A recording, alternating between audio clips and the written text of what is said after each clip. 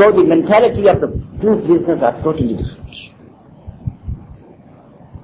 This applies to a person who believes in the hereafter and the one who does not believe in the hereafter. The person who does not believe in the hereafter, he would just be taking precautions as far as the law is concerned. Law of this country. I should not do something against the law. If I do something, I would be taken to the court, to the prison.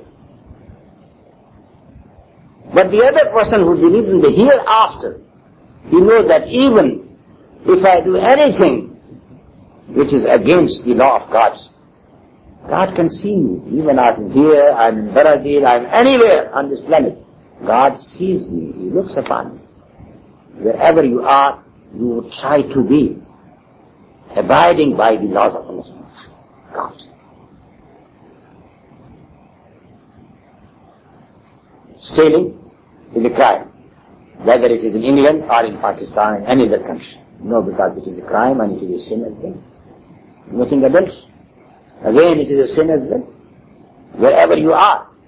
So this, and you know that if I do something bad, I am responsible for that on the day of judgment. God would ask me, why did you do that? I would be held responsible for that. When I kill a human being, I kill a man, that is the greatest crime. That is the greatest crime in the eyes of God, to kill a person who is innocent. And for this, a person has to remain in the hell forever, forever. Those people who got no belief in the hereafter, then they turn into wolves. As serpents have turned to bulls. As what is happening now to Chile. The people who got no belief in the hereafter, yes, they kill mercilessly. They kill even the women and the children and the infants. They got no mercy at all. What's happened in Palestine? You have just seen one photograph, just one photograph. This is why the whole world is shaken. How a child, 11 years old child, was killed in front of the eyes of his father, because the photograph has appeared in all the journals. That man who came down from the text, accompanied by his son, he was trying to take shelter anywhere. And these Israeli police knew that this person was not throwing any stone. He just came down off a text. And then they shot him. He shot his son. The son was crying in the first picture. Second picture, he was dead in the laps of his father. This is what I say, that a person becomes a wolf, a vampire, when he does not believe in the hereafter. When you believe in the hereafter, you think twice and thrice before you kill a human being. So Islam shows you mercy. You become merciful. You can't take away the life of a person. Even when you take away the life of an animal, a sheep, a cow, you can't take it except with the name of God. You say, Bismillah, Allahu Akbar, in the name of Allah, Allah is the greatest. What does it mean? It means that I'm not allowed to take the life of that animal. No. It's shedding blood. God allowed me. So when you say Bismillah in the name of Allah, you admit the authority of God before slaughtering the sheep. Allah has told us that these sheep, these cows, they are created for you. And here you should understand that every low species is serving the higher species. The low species, for example, the grass, the vegetable, they are offering themselves to the animals. Come and graze us, eat us. Sheep, the cows, all the animals, they are fed up on the grass. Now these sheep and these cows, they are saying to the man, we are for you, for your service. Come, slaughter us, eat us.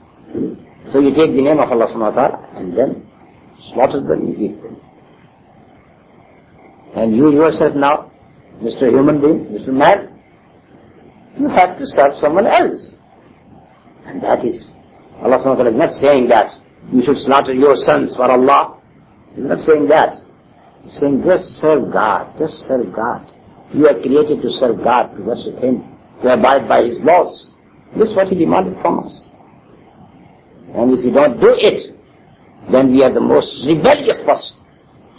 We take everything from God and we don't worship Him. We don't give Him respect. And that is why those people who does not believe in the authority of God, means Islam, they are the rebellious people. And they deserve that punishment which is known as hellfire. And this is why they would enter there and they would abide there in forever. Because the matter is very simple. God created you, serve Him.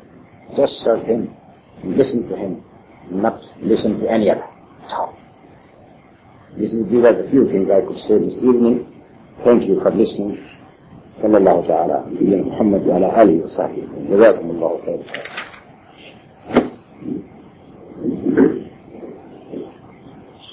Yes, just 10 minutes.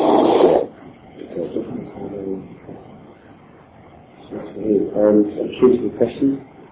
You can run through more. Just look and see it now.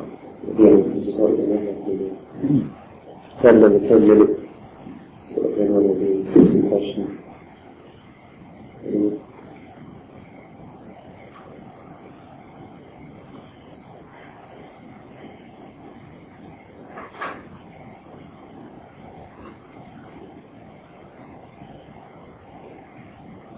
Yes.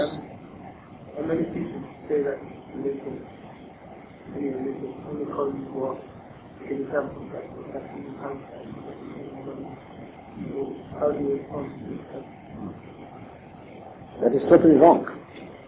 This concept is totally wrong that religion causes war, because we know that throughout the history, more people have died in wars based upon racial discrimination or because of acquiring lands.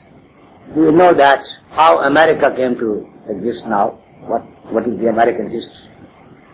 All the Europeans who went to America, and they have killed the local inhabitants of America.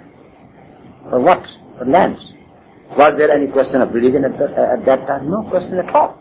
Just for land they have pushed these people, and they have killed many of them. And this is how they got control of the whole America, which is turned into the United States of America.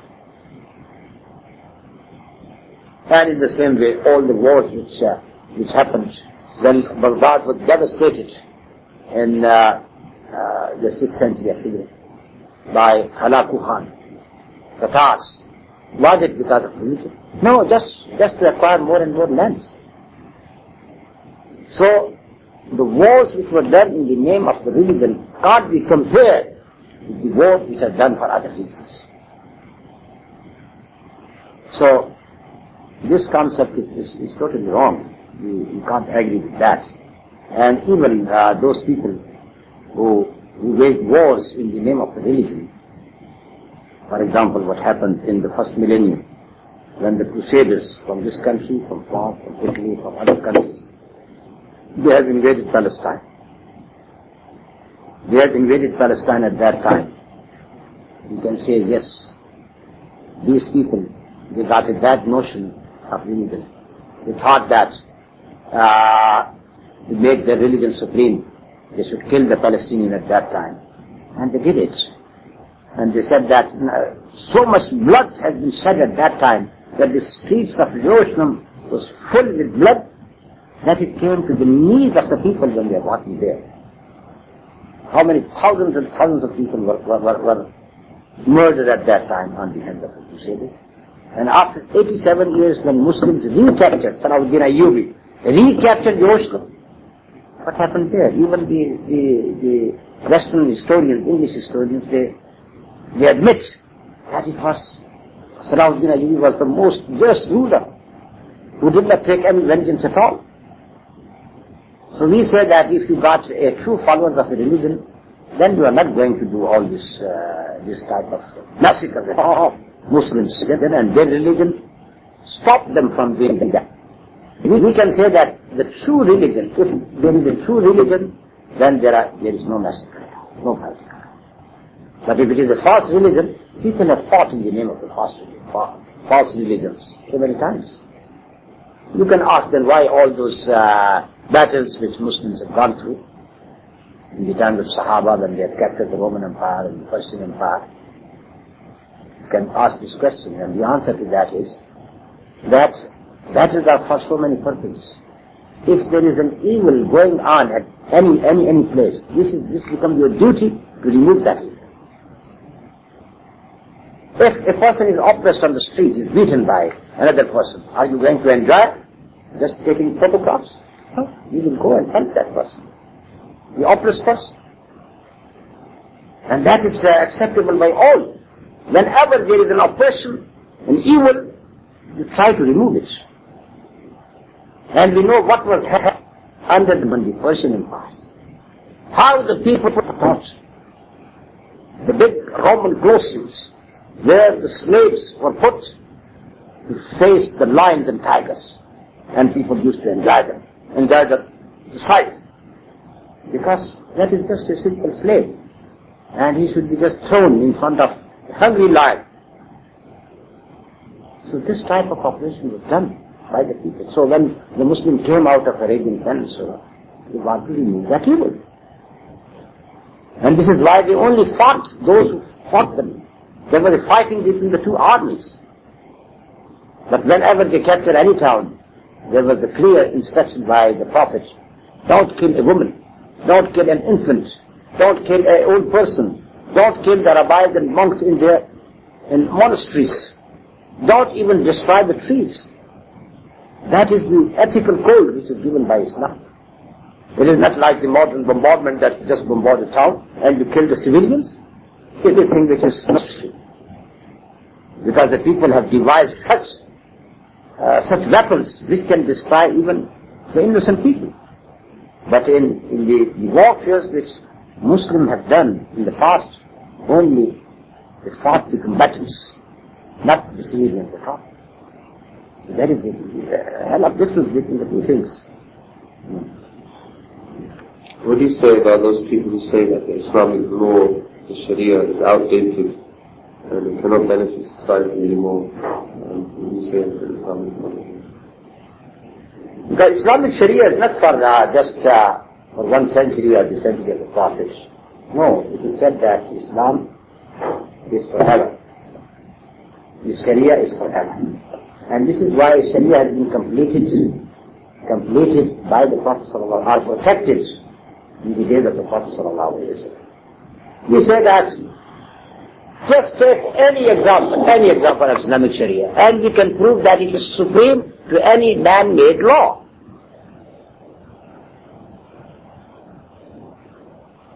Theft, for example.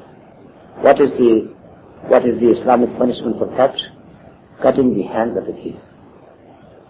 Seems to be very harsh, very harsh. But how many hands are cut in a Muslim society? How many hands were cut in the time of the Prophet ﷺ? How many cases?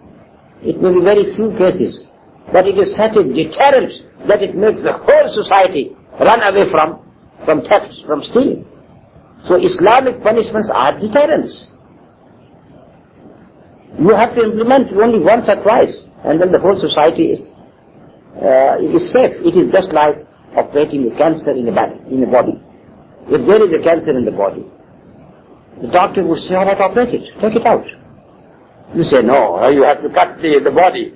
Be merciful to the man. He said, what merciful? His cancer is going to spread in the whole body and the person would die. Better to operate it.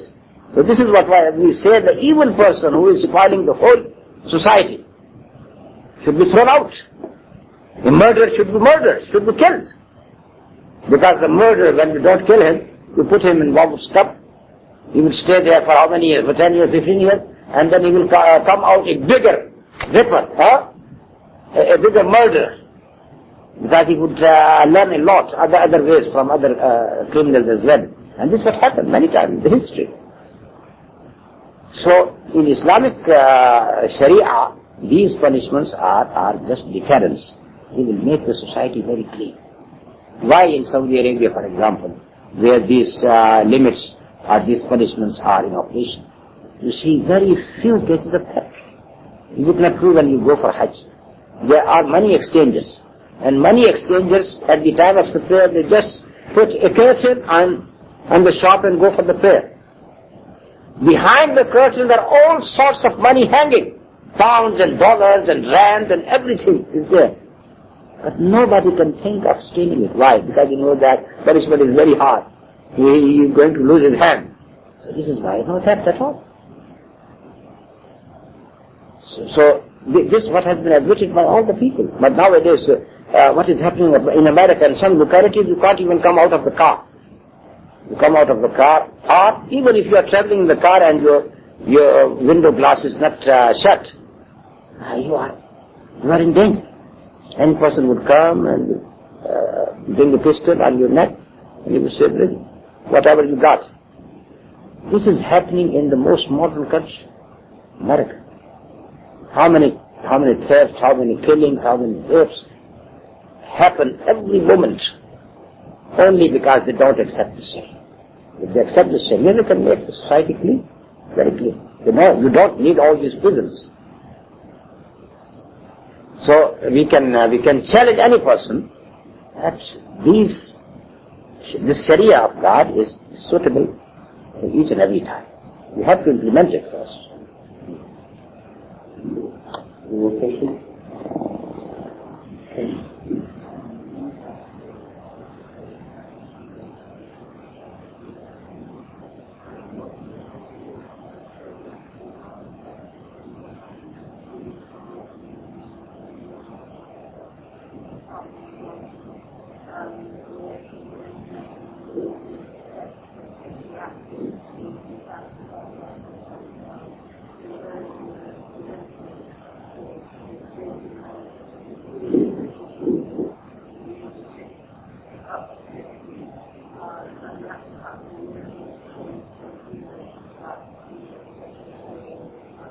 Which area is that?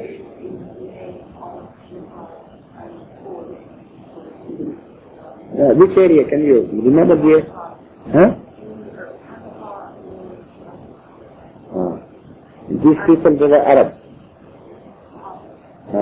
No, Arabs are from different parts of Arabia they come. From Saudi Arabia, you mean? Anyhow, I never heard about Wahhabis doing such things. I myself, we say that we are Wahhabis as well. I have been educated in Medina and Saudi Arabia. And Wahhabis is the most spiritual movement in Islam. Most spiritual movements, we say that. We go back to the original sources of Quran and Sunnah, just Quran and Sunnah, and don't follow other things, innovations in Islam. And you can't even think about such things which we have said. And I'm totally shocked by hearing that some people could have done so.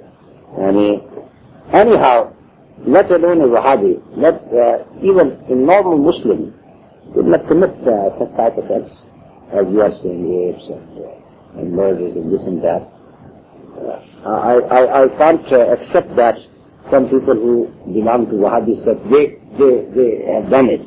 They must be criminals in the disguise of Wahhabis.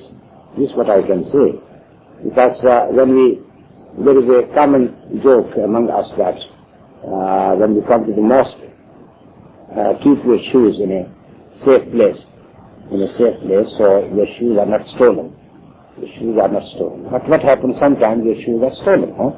I went to Bangladesh when I was chairman of Muslim Aid. So I visited Dhaka, and we went to the Jami Mosque, the biggest mosque. I prayed Isha there. Huh? So I put my shoe in one of the racks, thinking that is the normal things, in the racks, outside the prayer hall. When I finished the prayer, the shoes were missing. So just a very new pair of shoes. Huh? So I said, what? And there was a strike going on at that time, transport strike. So there is no need even to go to any shop and buy another pair of shoes. So my host said, all right, let me find out anything for you. So he went away and then he brought some slippers. So this is how I came back to the hotel. So you say that the people come for prayer to the mosque. They come for the prayer. But they are they are shoe stealers as well.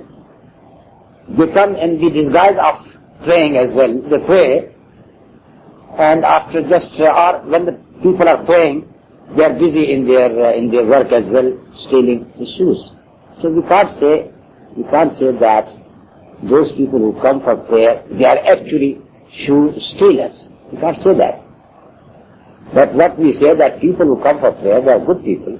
But there are shoe stealers as well who avail that opportunity and steals. So in the same, so many people have come for jihad. They have lost their life just to liberate the Afghani people from the Russian aggression.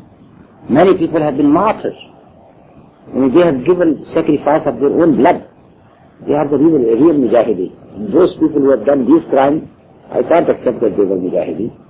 They were criminals. If you say that they were rapists, they were criminals. Yeah.